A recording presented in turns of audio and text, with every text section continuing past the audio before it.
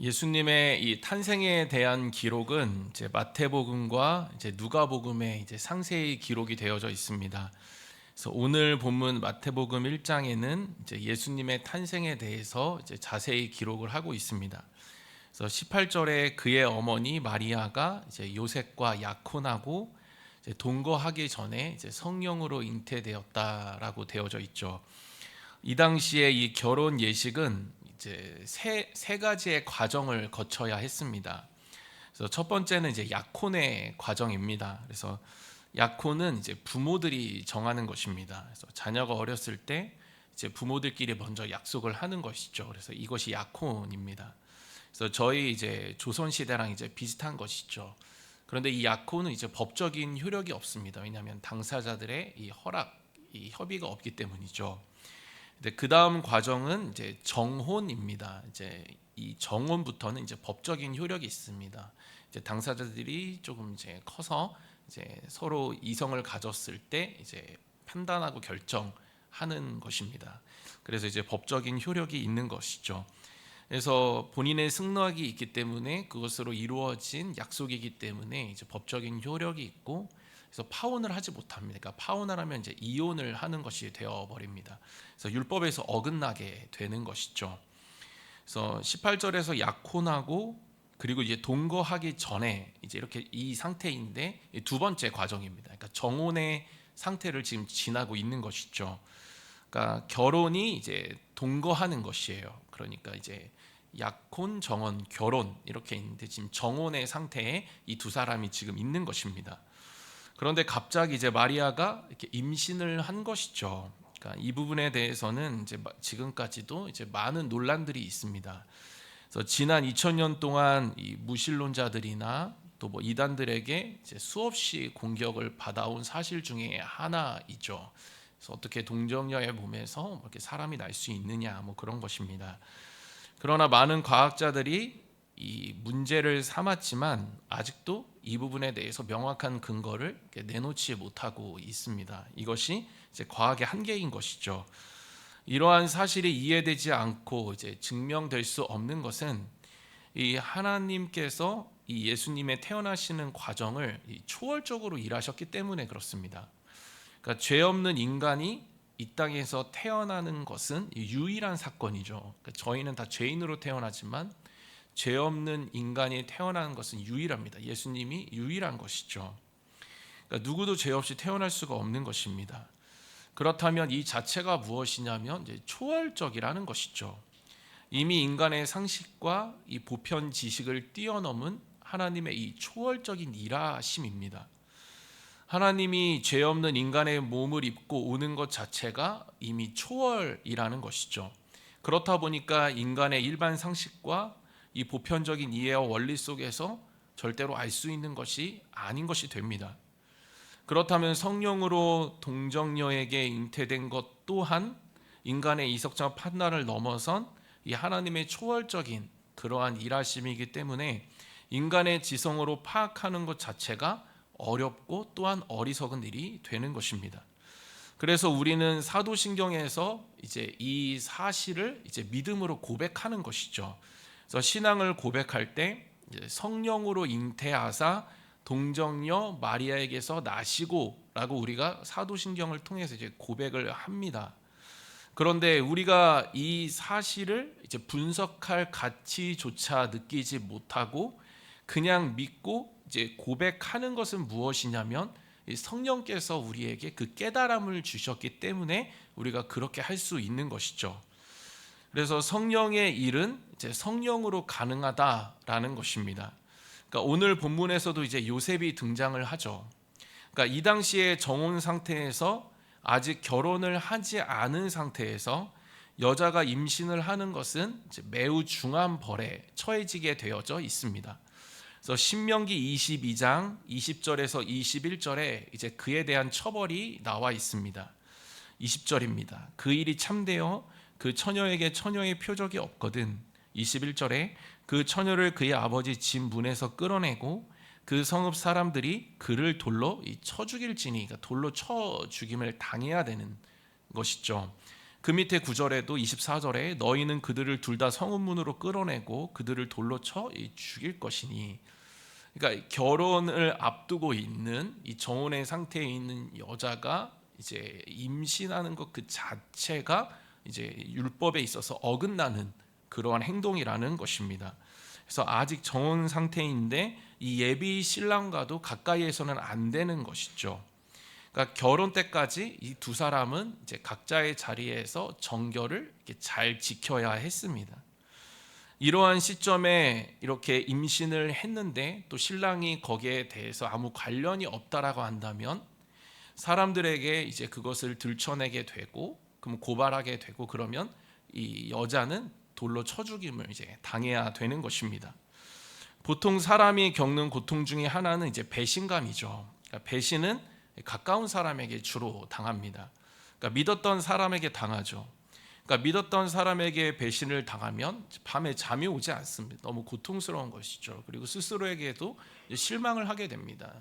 배신을 당한 것에 대해서 자존심이 상하기 시작하는 것이죠. 그래서 대부분 어떻게 하냐면 공격성을 띱니다. 그래서 들추기 시작하죠. 그래서 드러내기를 이제 좋아하게 되는 것입니다. 상대가 그에 맞는 대가를 치르고 책임지게 하는 경우가 이 세상의 방식이고 그렇게 모든 배신이 다 그렇게 진행이 됩니다. 그러나 요셉은 19절에서 이제 가만히 끊고자 했다라고 되어져 있습니다. 이것은 조용히 그냥 묻고 둘만의 관계에서 그 혼인을 이제 취소하려고 했었던 것이었죠. 배신으로 분노가 치밀어 오르고 또 법적 근거도 확실한데 그러면 고소해가지고 그 배신감을 보상받아야 하는데 요셉은 의로운 사람이었기 때문에 그렇게 하지 않았다라는 것입니다. 이것이 이제 가능했던 것은 뭐냐면 요셉이 신중한 사람이었기 때문에 이것이 가능했다라고 20절에 되어져 있습니다. 그래서 이 일을 이제 생각할 때에 이렇게 되어 있죠. 그러니까 요셉이 이 일을 굉장히 신중하게 대했다라는 것을 이제 말씀하고 있는 것입니다. 그러니까 즉흥적으로 그냥 순간 배신감에 불타오라서 감정적으로 대하지 않았다라는 것이죠. 신중하게 생각하면서 어떻게 하면 마리아에게 이것이 해가 되지 않을까 그것을 고민하고 계속 신중하게 생각했다라는 것입니다. 잠시 상황을 이렇게 멈추게 된 것이죠. 그 결과 마리아는 이 아이를 태중에 있는 아이를 잘 지킬 수가 있었습니다. 만약 요셉이 감정적으로 즉흥적으로 그냥 배신감에만 집중해서 그냥 섣부르게 판단하고 행동했다라고 한다면 마리아는 돌에 맞아서 이제 쳐죽임을 당했을 것입니다. 그렇다라고 한다면 그 태아에게 당연히 문제가 생기겠죠. 성령이 와서 이제 깨닫게 해주십니다. 잠시 멈추고 생각하고 있는데 그때 와서 이제 성령이 와서 그 모든 사실을 다 깨닫게 해주십니다. 그래서 이 성령이 깨닫게 해주시는 것은 이제 두 가지로 볼 수 있는데 첫 번째는 하나님의 일은 성령으로 깨달을 수가 있다라는 것입니다. 20절입니다. 이 일을 생각할 때에 주의 사자가 현명하여 이르되 다윗의 자손 요셉아 내 안에 마리아 데려오기를 무서워하지 말라. 그에게 잉태된 자는 이 성령으로 된 것이라. 예수님은 이제 제자들과 함께 빌립보 가이사랴로 이제 가시면서 이렇게 지나가십니다. 그러면서 이렇게 질문하시죠. 그러니까 너희들은 나를 누구라 하느냐? 그래서 제자들에게 질문을 하십니다. 그러자 베드로가 이제 멋있는 고백을 하죠. 마태복음 16장 16절에 시몬 베드로가 대답하여 이르되 주는 그리스도시요 이 살아계신 하나님의 아들이시니이다. 이렇게 멋있게 고백을 합니다. 그러자 예수님께서 이렇게 말씀하시죠. 17절에 예수께서 대답하여 이르시되 바요나 시몬아 내가 복이 있도다. 이를 내게 알게 한 이는 혈육이 아니요 하늘에 계신 내 아버지이니라 이시니라. 하나님의 일은 성령이 깨닫게 해주실 때 제대로 깨달을 수 있다라는 것이죠. 우리는 원래 하나님의 일을 깨달을 수 있는 자들이 아니었습니다. 그러나 깨닫게 되었죠. 로마서 1장 21절에 하나님을 알되 하나님을 영화롭게도 아니하며 감사하지도 아니하고 오히려 그 생각이 허망하여지며 미련한 마음이 어두워졌나니, 그러니까 마음이 어두워졌다라는 것은 영적인 부분을 깨달을 수 없는 그런 무지한 상태가 되었다, 무능한 상태가 되었다라는 것을 의미하는 것입니다. 그러나 우리는 원래 이러한 상태였지만 지금은 하나님의 일을 깨달으면서 살아갑니다.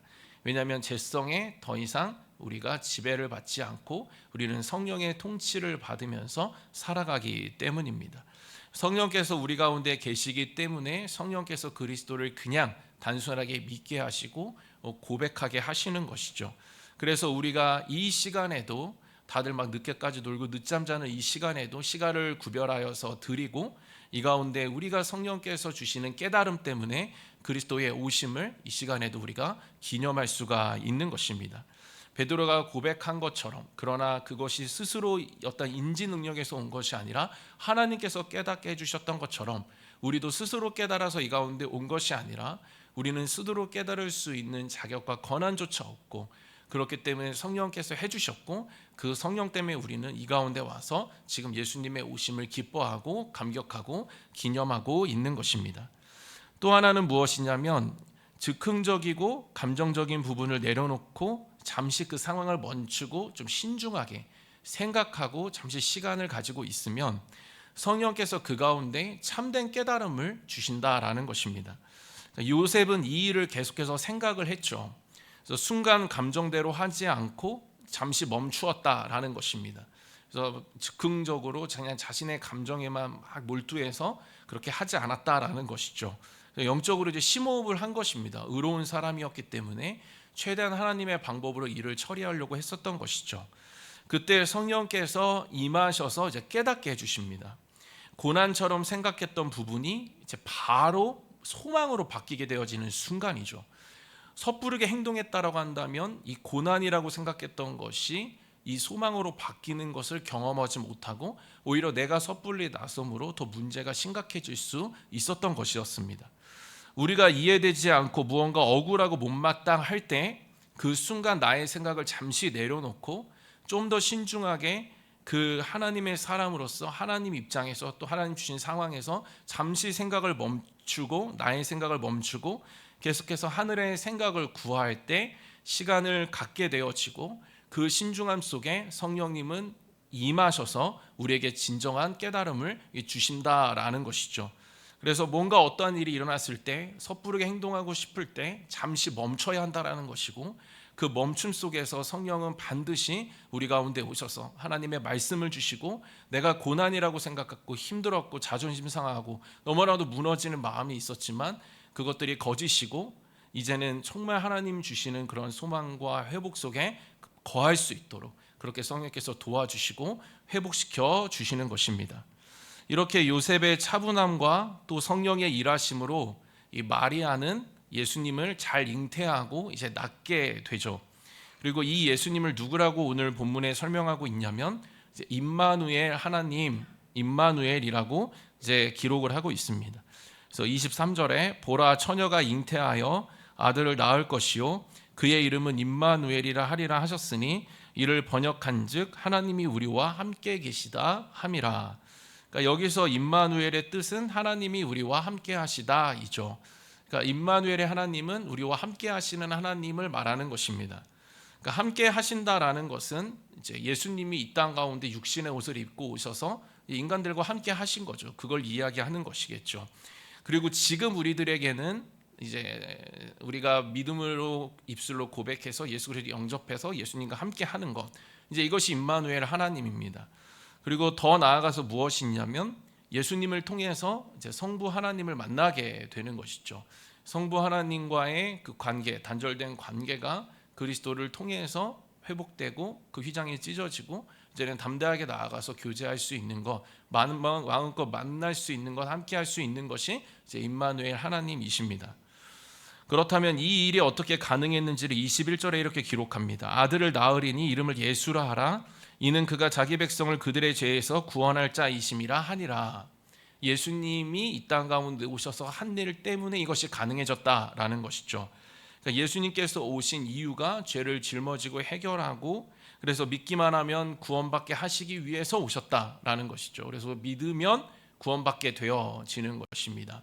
그래서 구원받으면 예수님과 함께하고 임마누엘 하나님을 누리고 또 더 나아가서 성부 하나님과의 관계의 그 단절 속에서 이전에 회복 속에 거하며 그 영광과 기쁨과 인도하심 속에서 화평을 누리며 평화를 누리며 살아갈 수가 있는 것이죠. 그렇다라고 한다면 하나님께서 함께 하시는 삶, 임마누엘 하나님으로 우리 가운데 함께 하시는 삶은 어떻게 나타날까요? 첫 번째는 말씀을 반드시 이루시는 것으로 우리의 삶 속에 함께 하심을 계속해서 나타내십니다. 22절입니다. 이 모든 일이 된 것은 주께서 선지자로 하신 말씀을 이루려 하심이니 이르시되. 그러니까 지금 예수님이 오셔서 이제 그 여러 가지 십자가 사역들을 이제 감당하실 텐데, 그 오신 것 자체가, 그리고 우리를 구원하시기 위해 십자가 지시고 여러 가지 다 모든 과정들이 다 하나님의 말씀이 이루어지는 것이다라고 성경에서 이제 기록을 하고 있습니다. 그러니까 무엇을 할 수 있냐면 임마누엘 하나님은 말씀하신 것을 이루시는 하나님이시다라는 것을 우리가 알 수가 있는 것이죠. 오늘 본문 23절은 이사야의 말씀이 이제 이사야의 예언이 이루어진 것입니다. 예수님을 이 땅에 보내신 것은 하나님께서 말씀대로 행하시고 이루신 것이죠. 그래서 하나님의 일하심의 방식은 말씀을 주시고 그 말씀을 가지고 살아가는 자에게 그대로 임해 주신다, 그것을 이루어 주신다라는 것입니다. 그러니까 하나님은 우리와 함께 하시면서, 임마누엘로 함께 하시면서 다르게 일하시는 것이 아니라 반드시 말씀을 주시고 그 말씀을 가지고 있는 자에게 그 말씀을 이루어지는 방식으로 우리의 삶의 임마누엘로 역사하신다라는 것이죠. 동일 사건을 기록하고 있는 누가복음 1장에서 천사는 이제 마리아에게 나타나서 이제 너를 통해서 예수 그리스도가 태어나게 될 것이다라고 예언을 하죠. 그러니까 마리아가 의심하고 의아해합니다. 그러자 천사가 이렇게 말하죠. 대저 하나님의 모든 말씀은 능하지 못하심이 없느니라. 그러자 마리아가 바로 천사의 말씀을 믿음으로 받습니다. 38절에 마리아가 이르되 주의 여종이오니 말씀대로 내게 이루어지이다 하매 천사가 떠나가니라. 그러니까 처음에 좀 의아하고 무슨 말인지 잘 모르지만 그 주신 말씀을 그냥 믿음으로 딱 간직하니까 어떻게 되냐면 그 말씀하신 대로 이루어지는 그 통로로 그 영광을 누리는 그러한 축복을 마리아가 받아 누리게 된 것입니다. 하나님은 말씀대로 이루시는데 누구를 통해서 일하시는가 하냐면 이 마리아처럼 말씀대로 내게 이루어지이다 라고 고백하는 그러한 믿음의 사람에게 하나님은 그 말씀을 두고 소원으로 두고 이루시고 행하십니다. 저는 25년도에 이렇게 말씀이 충만하게 임하시는, 성령이 충만하게 임하셔서 말씀도 충만하여서 성령으로 말씀이 깨달아지는 저와 여러분 되시기를 소망하고, 그 말씀 품고 또 소망하고 기대하고 하나님 붙들어서 그렇게 기도해서 그 말씀이 내게 이루어지이다 라고 하는 그 믿음 속에서 말씀대로 이루시는 그 하나님의 손길, 그 임마누엘의 하나님을 풍성히 누리시는 그러한 성탄절 25년도 되시기를 주님의 이름으로 축원드립니다. 두 번째는 하나님께서 함께 하시는 삶은 우리 가운데 무엇으로 나타나는가 하면은 우리의 낮아짐을 통해서 이제 평화를 이루십니다. 그래서 주일에도 나눴지만 우리의 낮아짐을 통해서 하나님은 그곳에 이제 평화를 이루십니다. 왜냐하면 예수님께서 이 땅 가운데 평화를 이루신 방식은 그분의 낮아지심이 있었기 때문입니다. 누구도 높아지려고 할 때 그곳에 평화를 임하게 할 수 없습니다. 세상의 방식만 봐도, 원리만 봐도, 이치만 봐도 높아지려고 하는 그러한 무리 속에 평화는 없습니다. 분쟁과 분열만 있을 뿐이죠. 그러나 누군가 그 가운데 낮아진다라고 한다면 그 낮아짐 하나로 그것에 평화가 임하게 되는 것입니다. 그래서 예수님께서도 이 땅 가운데 육신의 옷을 입고 오셨죠. 철저하게 낮아지신 것입니다. 그래서 우리는 예수님과 함께 한다라고 하는, 임마누엘 하나님 그 예수님과 내가 함께 한다라고 하는 것은 그 예수님의 낮아짐을 그대로 따라가는 것이죠. 왜냐하면 낮은 자리로 우리가 갈 때에 예수님을 만날 수 있기 때문에 그렇습니다. 우리가 높아지려고 하면, 우리가 자꾸 높은 길로 가면 예수님과 멀어지게 되는 것이죠. 왜냐하면 예수님이 거하시고 나아가시는 방향은 늘 낮아지심입니다. 낮은 곳으로 가시는데 우리가 높은 곳으로 가게 되면 점점 우리가 멀어지게 되는 것이죠. 그래서 우리가 임마누엘 하나님 그 예수님과 우리가 함께하고 같이 한다라는 것은 무엇을 의미하냐면 계속 낮은 곳으로 같이 가는 것을 이야기합니다. 그것이 함께하는 것이죠. 그래서 우리가 임마누엘 하나님을 느끼기 위해서, 경험하고 함께하기 위해서 우리 또한 같이 가야 할 길이 무엇이냐면 낮은 자리로 가는 것입니다. 예수님과 함께하는 자는 어떠한 삶을 살게 되는지 이제 빌립보서 4장에서 이렇게 기록하고 있죠. 먼저 예수님을 이렇게 말씀합니다. 6절에 그는 근본 하나님의 본체시나 하나님과 동등됨을 취할 것으로 여기지 아니하시고 오히려 자기를 비워 종의 형체를 가지사 사람들과 같이 되셨고 사람의 모양으로 나타나사 자기를 낮추시고 죽기까지 복종하셨으니 곧 십자가에 이 죽으심이라. 이 낮추심을 통해서 평화를 이루신 것이죠. 그렇다면 이 낮추심을 통해 평화를 이루시는 예수님, 임마누엘 하나님이 나와 함께하고 계신다라고 한다면 어떤 일이 일어나냐면 그 앞에 빌립보서 4장 3절에 아무 일에든지 다툼이나 허영으로 하지 말고 오직 겸손한 마음으로 각각 자기보다 이 남을 낮게 여기고 이렇게 되어져 있습니다. 예수님은 말 구유에서 나셨습니다. 예수님을 받을 공간이 하나 없었다라는 것이죠. 예수님은 화려함으로 오시지 않았습니다. 가장 초라한 모습으로 이 땅 가운데 오셨죠. 주변 상황도 굉장히 초라합니다. 이처럼 위로 올라가려고 하는 길은 그 예수님과 성향에 맞지가 않는 것이죠. 그러니까 우리도 내려가야 하는 것입니다. 그 내려가는 길은 어떻게 알 수 있는가 하냐면 공동체에서 알 수 있습니다. 나 혼자 있을 때도 물론 알 수 있겠죠. 그러니까 나 혼자 있을 때도 내가 내려가는 것은 나를 낮추고 하나님을 왕으로 모시고 그리스도를 나의 구주로 모시는 것입니다. 그랬을 때 그분과 동행할 수 있겠죠. 나를 낮춰야지만. 근데 내가 높아져서 하나님의 자리에 가거나 했을 때 그 높아짐을 통해서는 절대로 우리 임마누엘 하나님을 경험할 수가 없는 것이죠. 그러나 이것은 개인적으로 혼자 있을 때는 잘 판단할 수가 없습니다. 그래서 우리가 공동체 안에 있을 때 이제 내가 진짜 지금 그리스도와 함께 낮은 자리로 가고 있는지를 상대를 내가 어떻게 대하는지를 통해서 우리는 알 수가 있습니다. 그래서 우리가 이제 공동체에 있으면 어떤 사람을 보고 나의 어떠한 단점들을 내가 이러한 모습이 있었나라는 것까지도 이제 깨달을 때가 있습니다. 전혀 알지 못했는데 결혼을 하고 배우자와 살다 보는데 내가 30년 동안 몰랐던 나의 모습을 발견하는 경우들이 있다라는 것이죠. 그래서 우리가 남을 낮게 여기고 그렇게 나를 낮추고 남을 낮게 여기고 그렇게 했을 때 그 모습을 통해서 내가 확신할 수 있는 것은 이건 나의 힘으로 할 수 없고 지금 임마누엘 그 하나님 그 예수님과 내가 지금 함께하고 있기 때문에 가능하다라는 사실을 그 가운데서 우리가 깨달을 수가 있다라는 것이죠. 다시 말해서 우리가 예수님과 함께하는 그 증거는 남을 낮게 여기는 정말 나보다 남을 더 소중히 여기는 그러한 마음의 자세, 행함의 자세로 나타나게 된다라는 것입니다. 예수님이 낮아지심으로 이루신 것이 이 땅의 평화이죠. 그래서 누가복음 2장 14절에 지극히 높은 곳에서는 하나님께 영광이요 땅에서는 하나님이 기뻐하시는 사람들 중에 평화로다 하니라. 이 땅에 와서 평화를 이루신 하나님 관계를 회복하신 것입니다. 그 평화는 하나님과의 관계를 회복하는 것이죠. 그래서 내가 나를 낮출 때, 남을 낮게 여길 때, 소중히 여길 때, 존귀하게 여길 때, 그 사람을 존중해 줄 때 그 가운데 복음의 능력이 흘러갑니다. 이것이 하나님이 세워놓으신 그리스도를 통해 우리 가운데 가르쳐 주신 영적인 원리입니다. 그래서 그러한 영적인 원리를 통해서만 복음은 흘러가게 되어져 있습니다. 그래서 내가 먼저 나를 낮추고 남을 낮게 여기는 걸 통해서 내가 그리스도와 지금 함께하고 있구나라는 사실을 알 때 내가 나의 가운데 먼저 평화가 임하는 것이죠. 하나님과의 관계가 뚜렷해지고 선명해지는 것입니다. 올라가려고 하는 자에게 하나님은 느껴지지 않습니다. 올라가는데 예수님도 같이 할 수 없고 그럼 예수님을 통과하지 않으니 하나님이 느껴지지가 않는 것이죠.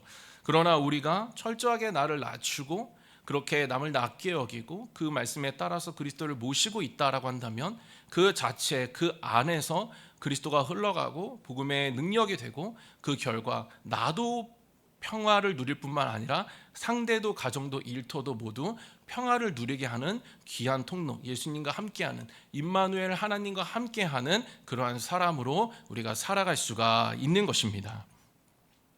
말씀을 마무리하면서 제가 이제 감동 있게 읽은 책에서 일본의 어떤 목사님을 소개하는 어떤 내용이 있어서 이제 제가 한번 같이 나누고자 하는 마음이 생겼습니다. 그러니까 20세기 초 일본에 이제 나가오 마키라는 이제 목사님이 계셨다라고 합니다. 근데 이제 나가오 마키라는 목사님께서 이제 안수를 받으시고 이제 일본의 지도를 딱 펴놓고 보시다가 이제 크리스천이 하나도 없는 지역으로 가야겠다라는 마음을 주셔서 가나자와라는 지역을 이제 택하셔서 이제 가셨습니다. 근데 이제 비용이 없으니까 텐트를 치시고 이제 천막 교회를 시작하신 것이죠. 그런데 6개월이 지나도 이제 사람들이 오지를 않는 것입니다. 그래서 목사님은 포기하고 싶은 마음이 하루에도 12번 더 들었지만 하나님 분명히 보내신 이유가 있다라는 확신 때문에 그 자리를 지키신 것이죠. 그래서 무려 5년 동안 이제 지키셨는데 5년째 되는 날 어느 날에 이제 천막을 살짝 열고 한 청년이 이렇게 들어왔다라고 합니다. 예배 시간에. 그러니까 목사님 이제 맨날 가족만 앉혀놓고 설교하시다가 한 명이 딱 들어오니까 이제 얼마나 이렇게 신나셨겠습니까? 그래서 막 열변을 토해서 신나게 이제 설교를 하고 이제 같이 이제 밥을 먹으려고 식사를 딱 차렸는데 갑자기 그 청년이 이제 피토를 하는 것이었습니다. 그러니까 알고 보니까 이제 폐결핵 환자였던 것이죠. 그래서 이 당시에 일본에서 20세기 초에서 일본에서 폐결핵 환자는 이제 상당히 이제 또 불결하게 여기죠. 사회적으로 또 격리돼야 되고 뭐 이런 어떤 시대 분위기가 있었다라고 합니다. 그러니까 목사님은 괘씸하다고 생각할 수 있겠죠. 뭐 전염이 될 수도 있고 여러 가지로 또 뭐 불쾌하다라고 생각을 할 수 있기 때문에 왜 하필 여기로 와서 나를 이렇게 힘들게 하느냐라고 생각할 수 있지만 그렇게 하시지 않고 더 잘 섬겨 주었다라고 합니다. 그래서 그냥 말없이 조용히 그냥 피를 닦고 다시 밥을 다시 차려주고 그렇게 해서 같이 이제 교제를 하면서 이제 시간을 보내셨습니다. 그런데 이 청년의 이야기를 들어보니까 이제 사회적으로 격리되고 또 왕따도 당하고 이러면서 이제 도시에서 쫓겨난 것이죠. 사는 곳에서 쫓겨난 것입니다. 그래서 산을 이렇게 뭐 배회하고 여러 가지로 배회를 하다가 이제 천막이 하나가 보여서 이제 생명을 끊기 전에 마지막으로 저곳에 내가 들어가서 한번 손을 내밀어 보고 안 잡아주면 이제 생을 마감해야겠다라는 마지막 이제 그러한 결심으로 이제 가게 된 것이죠. 그런데 이제 그 목사님께서 나가오 마키 목사님께서 이제 붙잡아 주셨고 그래서 이 청년은 거기서 폐결핵도 좋아지고 또 예수님을 인격적으로 만나서 이제 신학교에 가게 되었습니다. 그래서 이 청년은 이제 신학교도 졸업하고 이제 목사가 되었습니다. 근데 이 청년이 누구냐면 이제 저희들은 좀 생소하지만 일본에서 가장 존경받는 목사님의 이름이 가가와 이제 도요이코 목사님이신데 이 청년이 이 가가와 도요이코 목사님이십니다. 이 목사님의 별명이 뭐냐면 빈민의 아버지입니다. 그래서 이 도요이코 목사님은 빈민들의 이 변비를 자신의 장갑을 끼고서는 막 처리를 해주거나 자신의 침을 이렇게 사용했다고도 합니다. 그러니까 이제 아무것도 고려하지 않고 최선을 다해서 또 섬긴 것이죠. 빈민을 위해서 몸과 마음을 사리지 않는 이 목사님을 보면서 이제 기자가 인터뷰를 했습니다. 그래서 물어봤죠. 도대체 어떻게까지 하면 이렇게 낮추실 수가 있습니까? 어떻게 하면 이렇게까지 섬기실 수 있고 희생할 수 있습니까? 어떻게 그렇게 하십니까? 이렇게 물어보니까 목사님은 단 한 문장으로 대답을 하셨다고 합니다. 뭐라고 돼 있냐면 저는 제가 배운 대로 합니다. 그냥 이 한 문장만 딱 남기셨다라고 합니다. 예수님은 낮아지셨죠. 그러니까 죄 많고 많은 이 땅에 사람의 몸을 입고 이 땅 가운데 오셨습니다. 낮아지신 것이죠. 그 낮아지심을 함께 하는 자는 사람을 낮게 여기고 그 사람을 잘 섬기면서 자신이 지금 임마누엘 하나님과 같이 하고 있음을 확신할 수가 있습니다. 뿐만 아니라 함께하고 있는 그 낮춤을 통해 그 예수님과 함께 낮아짐을 통해 복음의 능력은 흘러가고 많은 사람들을 평화롭게 할 뿐만 아니라 자신도 그 평화 속에서 날마다 기쁘고 즐거운 그렇게 하나님 안에서 열매 맺으며 살아가는 복된 인생이 되는 것입니다. 저는 저와 여러분 모두가 임마누엘 하나님, 정말 나를 위해 이 땅 가운데 계시는 그 하나님을 온전히 만나시는 저와 여러분 되시기를 소망하고 그래서 그분과 함께 동행하면서 그분이 말씀을 이루시는 축복 뿐만 아니라 그분을 따라 같이 낮아지심으로 말미암아 많은 곳에 평화를 깃들게 하는 나도 평화로운 그러한 하나님의 영광 안에서 이 땅에서 평화를 누리게 하는 귀한 통로로 쓰임 받고 또 그런 임마누엘 하나님과 함께하는 복된 자로 살아가시는 그러한 성탄절, 그런 회복이 있는 성탄절을 누리시는 저와 여러분들 모두 되시기를 주님의 이름으로 축원드립니다.